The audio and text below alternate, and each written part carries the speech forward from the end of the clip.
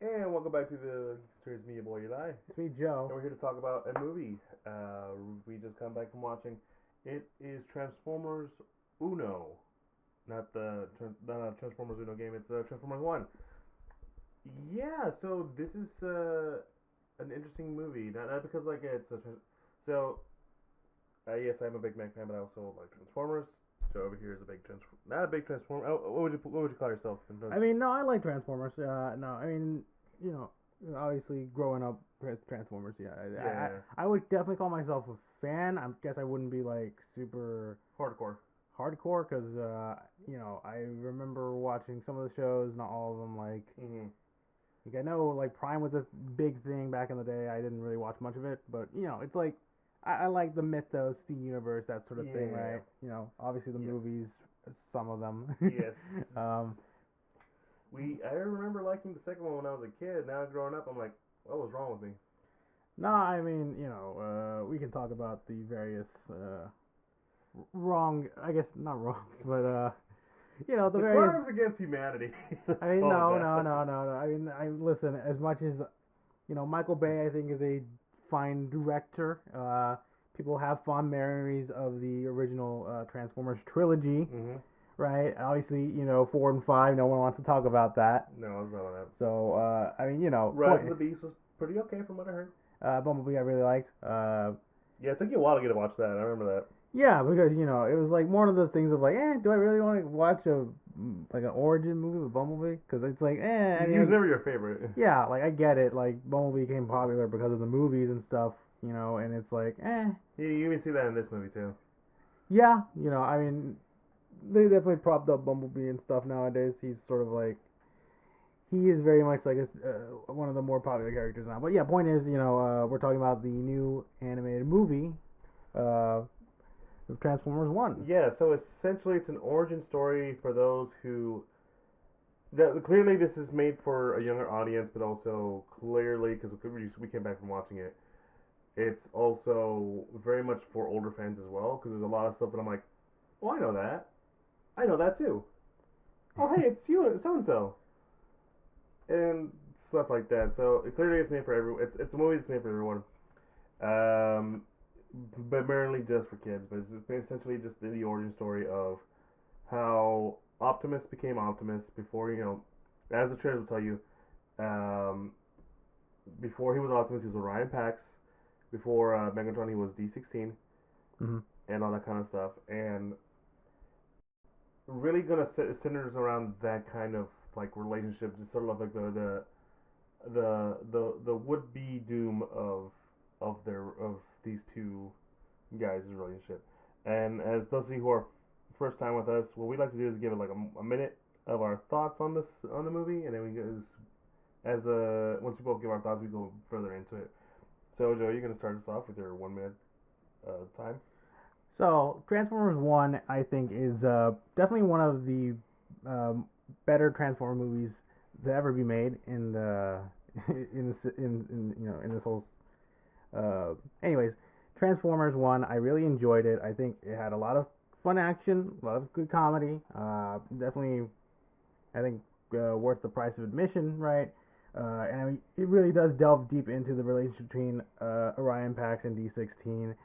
Just setting up like a nice bit of origin and also seeing like that slow fall to like villainy that would eventually become Megatron and stuff. Like it hits a lot of like cool factors for each of the characters' arcs. I guess the only thing I would probably say is sort of I guess when it comes to like the ancillary villains of the story, like they're kind of like but overall, Transformers One is mainly just about that relationship and how that between who would become Optimus and Megatron and how to see that all sort of transpire. All right, you made it. So now it's my turn to give my 1 minute review. Transformers One is not only just a good origin story, but a good reintroduction to the world of Cybertron, and it's a very expansive mythos. It reintroduces you to essentially Megatron and Optimus' relationship from probably a different lens than most people are used to. A lot of people just know them as villains. A lot of people don't know the origin of Optimus originally being Orion Pax, but now we know at the end of this movie But at the core is essentially the relationship between these two friends, and like I said before, the eventual downfall of that relationship. There's a lot of fun. There's a lot of comedy that is not only well done, but it's pretty much for kids. But it's some stuff that as adults you'd be okay with. Also, action's really good. I agree with that. The only really negative would be the villains, but it kind of works to the advantage of the story, in my opinion. All right, so I think that's a really good one to start off with, the villain. So the villain here, if it isn't obvious already, is uh, Sentinel Prime, and well, I do agree that he isn't the most interesting. Well, he is an interesting villain. His motivations aren't really are very cookie cutter, but his method, I think, is what makes him very compelling as a villain. Yeah. I guess we won't get too much into like full main plot stuff. Yeah. You know, this review will be mostly spoiler free, right? Yeah. Um, but yeah, it is. Yes, yeah. I would probably. I understand sort of the. I guess what they were going with Sentinel. I thought it was fine. You know, Yeah. at the end of the day, um, you know, it's sort of like, you know, like it works given the Yeah. context of the story and Yeah, stuff. it works considering the context of the story, but it's mainly just to set up the the the real antagonist, which is essentially Megatron, right? That's kind of what it is. Like whatever, however you feel about what sense. I keep wanting to call him Zeta, but I know it's not Zeta. No, it's straight Sentinel. I don't know Yeah. where because I mean there is a Zeta Prime, but you know, Yeah. the, You know what's funny? Because like I remember it from the games. well, I mean, yeah, I mean Sentinel Prime isn't in like I think you're thinking about the War for Cybertron games. Yeah. Yeah, he's not in Really those good games. games, guys. You play that. Yeah, no, I think that for a good chunk of people is where that whole like you got the whole origins, at least in terms of like the war between the Autobots and the Decepticons on Cybertron. But anyways, Mm. to get back on the topic, you know, Sentinel, you know, we learn his motivations. It's definitely he's more of like one of those conniving villains of like, you know, he just wanted to take power and now he's just sort of like indulging himself a bit, Mm-hmm. right? Like I don't know why it gave me like vibes from what was that dude's name? Commodus from Gladiator. Oh, yeah. Joaquin Phoenix's character. Yeah, Yeah. I see what you're saying. you know, because I mean they have the whole like race bit. Like he's like, you know, we just got back from trying to find the matrix of leadership, couldn't find it. Sorry guys. Anyways, let's have a race. I like seeing these races. Yeah, You know. he just wants to indulge in himself, and it's very much akin to, from my experience with the character of Sentinel Prime, which is like very self-centered. But like, yeah, he mostly just there. And again, this isn't bad because you kind of get like what it's the real villain of the story. I feel is Megatron, and you kind of see his fall into villainy, and like it's an understandable motivation for him, and also it's just something that I was talking to you about is that that him and Orion Pax both want the same thing, but both want to go about it in the most opposite way you can. Mhm. In a very none of Magneto like Xavier way, but more in like whoa, dude, you didn't have to go that hard. Yeah, I guess that's sort of an interesting comparison, right? Yeah.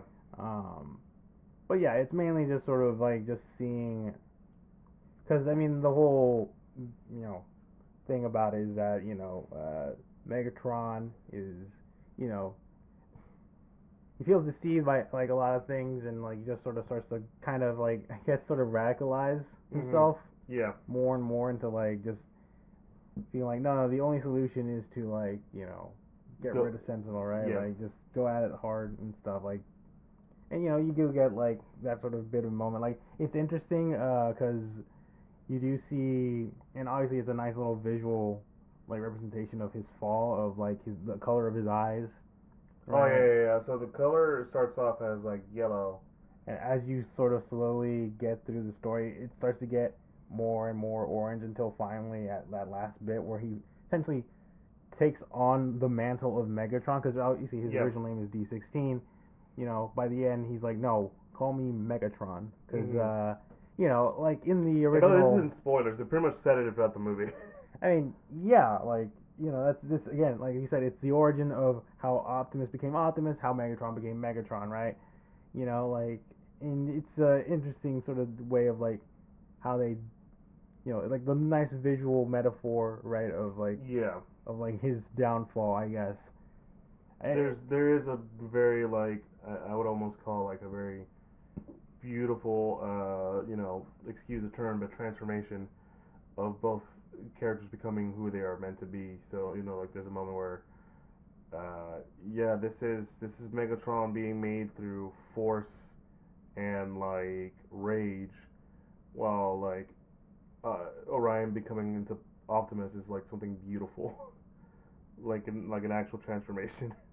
Yeah, no, definitely. Yeah, it is a nice way that they also framed the dichotomy of that, Mm-hmm. since oh yeah, because that is sort of like the origin in a lot of media that Optimus, or I guess Orion Pax and then Megatron, they were friends, before the war, and then Granted, that's some iterations too.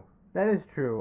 Because I believe G1 kind of already has Megatron being Megatron, and then Orion Pax is just kind of there. Yeah, I remember looking it up because I remember watching a bit of Because I know Transformers Prime. because I know this one definitely takes reference from Transformers Prime, and like, because that one, Some of the other modern ones too. yeah, some of the modern ones sort of have that origin of him, of them being friends and like being on the same side of like wanting to change Cybertron, but then eventually. Well, yeah, and like the thing about it is also is that Transformers has been around for almost 40 years, or exactly 40 years, right? Since the 80s, yeah, Yeah, probably. yeah, because like if you haven't watched it, there's like a cool like animated sequence made by Studio Trigger where it just gives you like the whole spill of like 40 years. Because not only was Transformers like a big thing in over here in the states, but it was also big for a while, not too long, as much as for us in Japan, and they kind of had their own little series there Well, too. I mean, to be fair, the origins of Transformers is Japanese toys. Yeah, yeah, yeah. So, but yeah, I get what uh, you're Mm-hmm. saying there, right? Yeah, like there's like anime there that no one of us, no one like has heard, no regular person has heard over here in the states. Yeah, and the whole Cybertron trilogy that we call, right, Yeah, were animes that were made in Japan and then brought to that the U.S. we grew up on. You and I grew up on. Yeah, no, yeah. The Because I was like, I always wonder when are they gonna show the mini cons in the movies? I mean, that's Yeah, to be fair, mini cons are also kind of thing. I think in regular things, kind of. yeah. I don't know, but yeah, it's one of those sort of like interesting Mm-hmm. things. Um, but yeah, I guess we can talk a little bit about our other main characters, Bumblebee. Which, I mean, he's not called Bumblebee. He's like He's just called B. he's a B-147, something like that. Yeah. Like the name that he's been given a lot in like the recent stuff. Mm-hmm. And then you have Alita 1. It's funny because I throughout the movie I was like, there's a lot yeah, that's Alita 1, but I see a lot of background characters. I'm like, why? That's Alita 1 right there. That's her Gen 1 design. No, you looked at RC. Was that RC? Yeah, pink robot with like the weird Leia hair buns looking. Oh, I thought that was Alita 1. No, that's RC. Okay, so yeah, No, because here's the thing, right? Right? Because oftentimes in the Transformers lore, there's always it's Alita 1 and RC. They're the only like really two female Transformers. Because you know, I mean, yeah, because it's we got to market to the girls too. well, I mean, I guess yeah, but the point is there isn't a whole lot of female Transformers. So it was like, do we go with the RC because she's like kind of the first one, at least Yeah. the most popular one, or we go Alita 1, who I think is technically supposed to be actually the first female Transformer, I think in the comics or something. Mm-hmm. So they went with Alita 1, which I mean is fine, I mean, heck, I do like her character arc, to be honest, throughout the movie. yeah, because she's very much like, I don't care, I have my own life, I got stuck with being with you guys. But yeah, it is kind of neat seeing her character progression and growth, right? It's I think she's a solid character. Bumblebee, who's voiced by Keegan-Michael Key. I mean, he's supposed to be the comic relief, and It's I find it funny they got Keegan Michael Key not only because he's a really good comedian, but because he's known for always being like quick with it with the words. Mm-hmm. And here he plays Bumblebee, who is almost like not to like an annoying degree in my opinion. Uh, Always talking. Yeah, While in the past few movies and like well-known iterations, he's been always silent. well, to be fair, with Bumblebee, like the whole silent thing didn't show up until the first Michael Bay movie. Exactly. But that's the one everyone goes to. Yeah, because that's sort of yeah, that movie, the whole trilogy popularized Bumblebee, right? Yeah. That's the one that people most go to, and they've sort of ridden around of like, oh yeah, he used to talk, but then he got his voice thing, injured, right? That's we've seen that happen a lot. I had Bumblebee the movie starts out with that him talking. Mhm. He's not a wisecracker necessarily, but you know, No, but like in that's what I'm saying. Like it is a neat little fun bit, right? Yeah. Of like, there's even a moment where some characters, bolt something on him to get him to shut up, and then, they're just like, he gets to pull it off, and he's like, oh, I can finally talk again. And it's like, I told you it wasn't tight enough. It's like, we got to get him to stop talking, please. He's annoying us. But he hasn't talked in the last in like almost all the movies. Yeah, so again, it's a nice change of Yeah. like for people to see, like, oh yeah, this is Bumblebee, a bit different from how most of the mainstream has seen him. And I think because I know they have said they're making a sequel to this. Yeah. They're making they haven't confirmed that they are making a lot more sequels, but this is probably the most popular one that they came out with. Well, yeah, I think it's gonna be interesting. Well, I mean, because the thing about the origins of Transformers is that the whole Civil War thing is really interesting when you look at it. Yeah. Like from a story perspective, like that whole arc is just really like an interesting place to go. And a lot of Transformer stuff has explored it a bit. Obviously, you have the War for Cybertron games. You have that Netflix series, right? Mhm. That was the War in the Fall, right? So there's been multiple medias that take a look at that sort of moment in Transformers history because it is very interesting. Yeah, and they do set up that Cybertron as kind of its own thing because I think this is the only time I haven't seen any of the recent movies. I know supposedly one of them has to involve Unicron. I think it was Rise of the Beast. I don't know, I believe so, kind of. but like a lot of people, I think don't know that in some iterations, Cybertron was once a giant goddamn robot. Yeah, that's the I believe. Yeah, a lot of iterations have Cybertron not just being like a regular like metal planet or whatever. It was the body of their god Primus or whatever. Yeah, and like Unicron was the devil. Yeah, pretty much. They had a whole conflict, that whole shebang. Mhm. But yeah, it is. I guess we can talk a little bit the pivot a bit about Optimus himself, coached by Chris Hemsworth. I thought he did a great job. Oh no, he did good. He did good. He tried not to be Peter Cullen until Yeah. he had to be Peter Cullen. Well, to be fair, even then, like, because I think that's something that a lot of voice actors that take up. Because I mean, the thing is, Peter Cullen, I think he still does for Optimus for some stuff, not all No, stuff. no, no. He needs a break sometimes. Yeah, because he's like in his 80s, he's old, right? Yeah. So I think the issue with some of the people they get to voice Optimus and some stuff, like they try really hard to imitate Peter Cullen's voice. And that's kind of the thing about Chris Hemsworth that I really like. That he even said in interviews, like, I'm not gonna do Peter Cullen. Yeah, like no. yeah, because it's just kind of like a lazy way. It's like it reminds me of I forget what exactly I remember seeing this from, but for a moment of time they had the voice of the guy that does Honest Trailers. Yeah, he's in this movie too. Isn't he? He's Soundwave. Is he? The cassette guy.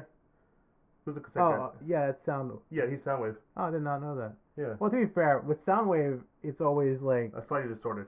yeah, very distorted robot voice. So Yeah. that's how Frank Welker, the original voice actor for Soundwave, in the Even Frank cartoons. Welker's still around too. Yeah, I mean, but anyways, yeah, like I was saying, they had him do the voice for Optimus for something like some promotions, and he I think people were just like he just tries to. I think they want him to do the voice of Optimus for like a cartoon, and it's like, just for like a commercial or whatever, yeah, maybe, but like for a cartoon, Well, it just he did do the voice for the TV show, the Netflix shows, which I don't think he was bad, but I think I get what you're coming from, where he tries to be too much like Peter Cullen. Yeah. Because I think I have heard of him doing like an Optimus voice that isn't trying to be very much Peter Cullen, and it turns out pretty okay, pretty good. Hmm. But like, yeah, I do agree that trying to be too much Peter Cullen is like not there. Because I'm always thinking about that one voice actor who voiced a lot of the other projects that Peter Cullen wasn't in. That a lot of people were clamoring for him to be the voice of Optimus Primal. Oh right. Yeah, I forget his name. I'm so sorry. But like, yeah, because he's like the closest thing you get to like an almost a perfect. Yeah, in the original Beast Wars and stuff, and Yeah. then he was the voice for Optimus in subsequent shows like the Unicron, Yeah. the Cybertron trilogy or whatever. Yeah, because Gary Chalk is his name. Yeah, like he's been, because that was I guess the funny anecdote for me was that when the original Michael Bay movies came out, you know, as someone who didn't grow up with OGG1 and hearing Peter Cullen's voice, right, Yeah. I was like, man, that's a pretty good Optimus voice. I wonder, who it is, and it's like, oh, it's this guy, and then it's like, wait, hold on, he's not the voice of the Optimus that I remember watching as a kid. Yeah. And, so it's like, hey, huh, that's weird. Yeah, no, and then you're like, oh wait. Oh, that's kind of interesting. But even then, Gary Chalk kind of does it in a different voice too. Yeah, he has his own take on the character, and I Yeah. think that's the nice thing with Chris Hemsworth, and I appreciate that he did say that, right? Like, this is his own sort of take for the character. Like there's still a little bit of Peter Cullen in there, like I said. Well, yeah, when he fully becomes Optimus, you kind of hear that a bit, but for the most part, it's like, yeah, no, because he's a totally different character. He's Orion Pax, yeah, because he's Orion Pax, but he comes from a different like mentality. Because whenever I looked up anything involving when he was Orion Pax, he was just kind of like a scholar, just a librarian. Because he was a librarian, right? In the Prime show, I believe he was a librarian. Yes. Yeah. Yeah. And that's kind of like he was just like a very studious kid, and here it's like, no, I'm kind of like, I want to be like, I wanna see what's out there. Like, yeah, I want to find my purpose. Yeah. I don't want to be like in these mines and stuff. Yeah. We were meant for more, damn it. Which kind of brings it into like Brian Tyree Henry's Megatron, which I really do like his voice for it. Yeah.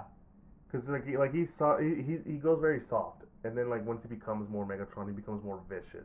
Yeah. And it's really good, and it's the character arc for that again. Like it's probably the highlight of this movie, just seeing those two friends be and then it slowly tear apart. Yeah, right? it's just it's just the whole movie, and it's like, damn, I don't want that to happen. Yeah, because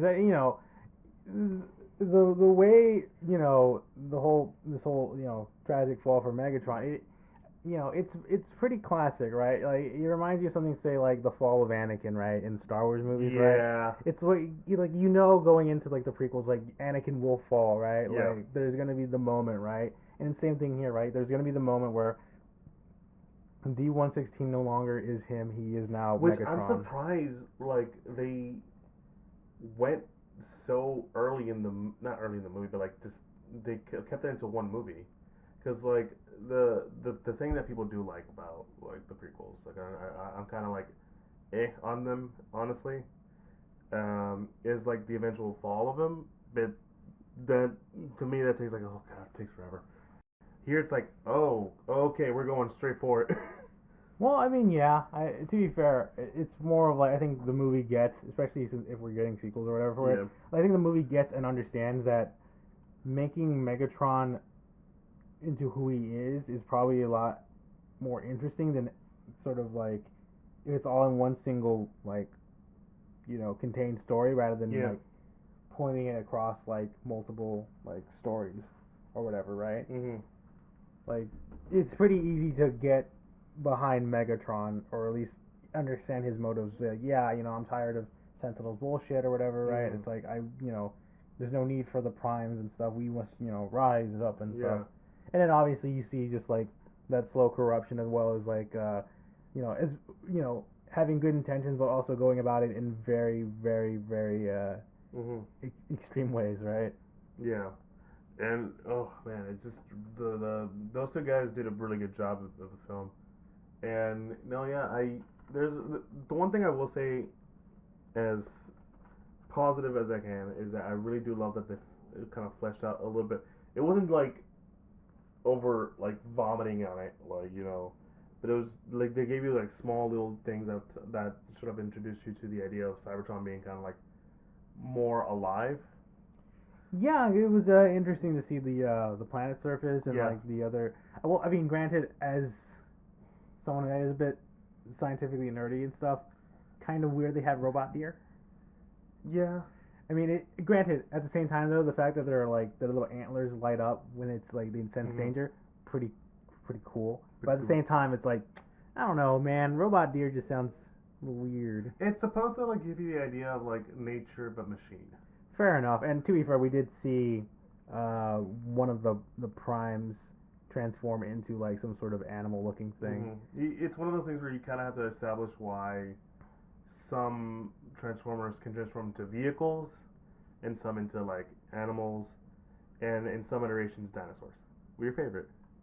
Yeah, I mean that's pretty cool. I will say this though, they do bring up they have a character Arachne, who I'm pretty sure is from like I don't exactly know when she first showed up in Transformers lore, but it is kind of interesting because it's like okay, she's clearly like a spider, inspired by a spider stuff. She even has like 8 eyes and stuff. But yet she transforms into like this weird like helicopter drone thing. Yeah. Which is like, I was kind of expecting her to turn into a spider really with the name Maybe like because Arachne. they haven't reached Earth yet. Fair enough, but again, you saying that they have robot deer, so it's like what the fuck. Fair. That's fair. That's a nitpick They for me. also have plant life. Well, to be fair, it's like it seems like they acknowledge it's like organic, Yeah. like not synthetic like they are. Yeah. So it is interesting. And I do kind of want to see what the deal with that is because, their whole war with the Quintessons has been happening for a while. Oh, that's another thing we could probably talk about, the fact they introduced the Quintessons. Yeah, honestly, I forgot about that point. But yeah, there's that slide plot. It's kind of like a bit of an inciting thing of like, oh, there was the war between the Primes and the Quintessons, blah, blah, blah. So I wonder if that sort of ties in, like, because they are often very depicted as like, kind of machine and organic. Yeah, even this one kind of gave that vibe. Yeah, so it's like I wonder if that's sort of like where all that stuff comes from. Do they show those guys in the other movies? Obviously they're in the original, the first Transformers movie, the animated one from '86, I think. Yeah. And I believe technically they show up in Transformers 5. But it's a character, Quintessa. Oh, okay. Yeah, okay. she is the one because the whole point is like she mind controls Optimus to be evil for a bit. Because like we were the creators and stuff, which they don't go with that route here. Obviously, I mean Yeah. Here. But were they in the original? In the original show? Yeah. Yeah, they show up after the movie. Pretty much. Like they're the new threat. Oh, along with Galvatron. Sorry, Yeah. I believe that's how that works. Because I feel like they don't really go. From most other shows, don't really go into the Quintessons or whatever. Because I guess they're just kind of. They really are kind of weird. Yeah. It's like, all right, how do we explain this? Maybe in the comics. Yeah, I think the comics probably definitely, but for most shows and stuff, it's like, yeah, this is kind of weird. Because I think they want like a lot of shows like to focus more on Unicron. Yeah. Because I mean, to be fair, Unicron is sort of. It's kind of cool. Yeah, he's Galactus, but a robot. And transforms into a planet. Yeah, well, I mean, there's it's like Galactus. One iteration of Galactus, the Death Star into one, right? Yeah. Pretty much. Pretty right? cool. But yeah, I think. Voiced by Orson Welles. Yep. His last role. Yep. The last role of the late great Orson Welles, who was just like, I'm just voicing, I think, a toy that eats other toys. I think. I don't know. And he's like, bro, that's like the most iconic villain in the show.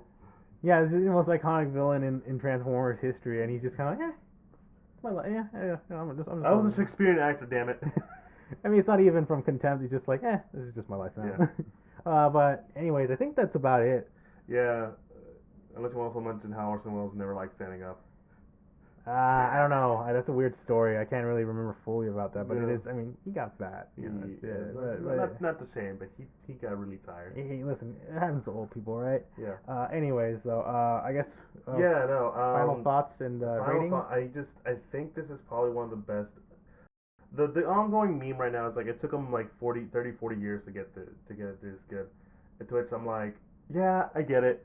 It's one of those things where like if you never really like looked into like how complex, surprisingly, something like Transformers can be, this is probably your best example. Because there were moments I'm like, man, this is kind of hitting the real life right now, and a lot of stuff that you can kind of relate. It's kind of one of the beautiful things about some of these storytellings. Like even though it's for like clearly made for kids, there's some stuff for adults that rings true to now, in my opinion. This is probably one of the best examples of like really good animated content for people, which is like coming off a really good year after like Into the Spider Verse. No, I mean sorry, Across the Spider Verse. Because like we have this one, we have Inside Out 2, and like I haven't seen Inside Out 2, but I know Ultraman Rising was up there in like one of the best animated shows to come out this year. Hmm. Movies, sorry. So I for me, I probably give this like a good old like. It's not perfect because there's some things I'm like it's for me it's like a little gripes, but I'll probably give it like something around like an 8 out of 10. Um, I honestly will say, like, I definitely agree. It's probably one of the best Transformers movies they've done. I do find it funny people say that it's like I'll take them for like 40 years, which is like, I don't know. I still would argue that the first Michael Bay Transformers is the best out of all the live action movies. No, no, yeah, because that was simple, straight to the point. Like that one and Bumblebee, I think, are the top two live action Yeah. Transformers movies. But I think this one definitely takes the cake in terms of this would be like joining them in a trifecta of like good, actually really good Transformers movies. Um, and honestly, I think the movie definitely highlights and shows just how interesting and like unique and the capability of storytelling within Transformers is, which is like I think a lot of people are just like it's just giant robots fighting each other. Like it doesn't have to be that complicated. It's like well yeah, but you can see like the details and like the world building and stuff and just how all this is sort of like There's a creates reason why it's a really good like sci-fi thing. yeah like there's a reason why this Transformers has lasted this long is because it's full of like interesting directions you can go with just a robot civil war on a metal on a robot planet, right? Mm-hmm. Like there's so many interesting things you can do and get from like characters and stuff, which is why I feel like I'm gonna go with a 9 out of 10 for me. All right. I mean, granted, part of it is probably Transformers bias because I like Transformers, Mm-hmm. but I mean, I mean, think you don't have even that much of Transformer bias. You really have some issues with a lot of the Bay movies. that is true. My love for Transformers is also what fuels me to be hypercritical about uh, the Transformers movies. Like I You're said, still upset about what's his name, the T-Rex one. Grimlock and Yeah. the live action. I mean, no, because again, it's like I'm not gonna get deep into it. The point is, like, I'm pretty sure I remember when the fourth one came out, and it was like Dinobots, and it's like I know as much as I like the Dinobots, I'm not gonna watch it because I know I'm gonna hate the movie. Which years later and having seen it and stuff, it's like yeah, no, this movie's ass. I knew it was gonna be ass. Thank God I didn't waste my money on this movie or Transformers 5. Honestly, I'm glad those movies failed because now we have shit like this. We have Transformers 1, we Give have it a minute Bumblebee. because we're also getting the G.I. Joe Transformers movie. To be fair, that could be cool. That could be cool. That's always been like an interesting crossover between Hasbro properties. I just pray to God it doesn't go any weirder than that. Out of nowhere, fucking Pinkie Pie and Fluttershy and all the other fucking My Little Ponies show up, and it's like, so you're part of the. You just got No. your whole universe just got a lot more stranger now, Optimus Prime. What the fuck is this? The hell? God, I got hit with a lot of The Monopoly Man shows up. What the fuck? Jesus. But anyways, I think that's about it for us, right? Yeah, that's about it for us. And if you enjoyed what you heard, be sure to follow us on all social media. This is again Facebook and Twitter. all the like, and on Instagram we have a link tree to all the podcasts and sites we're officially part of, like Apple Podcasts, Google Podcasts, Spotify, Pandora, Castbox, all that like, and a link to the YouTubes for all your listeners out there who want to put a face to the voice and check us out from there. Be sure to like, comment, subscribe, and yeah, we are good. That's the end of the episode. Transformers One, it's a really good movie. Like, yeah, I gave it an out of 10, but that was a really good movie. Yeah. And yeah, you've been me, your boy Eli. Be You Joe. guys have a good one. Peace.